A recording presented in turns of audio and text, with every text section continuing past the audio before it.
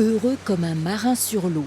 Tôt ce matin, poussés par une jolie brise, les flottilles éparpillées dans les ports mettent le cap sur l'île d'Ar. Promenade de santé pour les uns, heure de vérité pour les autres. À bord de la petite gazelle, l'équipage normand apprend à composer avec le redoutable courant du Golfe. On va essayer de manger une paella à l'île d'Ars. J'ai dit essayer parce qu'il y a 2 ans on n'a pas réussi à cause des courants.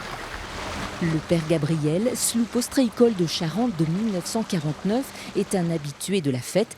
L'équipage y vient depuis 2001 avec le même enthousiasme. C'est le plaisir de naviguer d'abord et puis de se retrouver entre... Là, je sais que je vais retrouver des gens de Bretagne, de Plougastel, parce que à la couleur de leur bateau, je vais les reconnaître.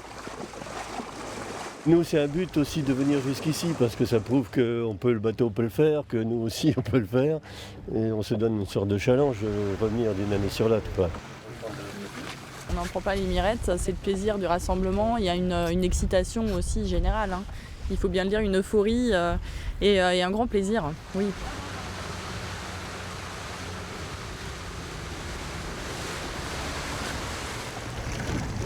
C'est vraiment un paysage étonnant. On est pas mal en Seudre aussi, entre les pertuis, mais c'est une autre navigation, c'est d'autres paysages. Et on a la chance d'avoir un temps formidable.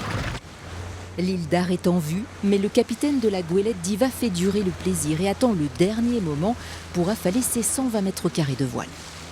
On a toujours envie d'aller un peu plus vite que l'autre. On a toujours envie de passer plutôt à son vent que sous son vent. C'est pas une rivalité, c'est une comparaison. Il y a toujours le respect, quelle que soit la taille des bateaux. Il n'y a absolument aucune hiérarchie.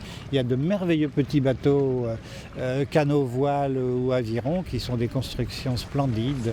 Beau et performant, la preuve, cette année l'équipage de la Gazelle réussira à partager la traditionnelle paella avec des centaines de marins et de terriens.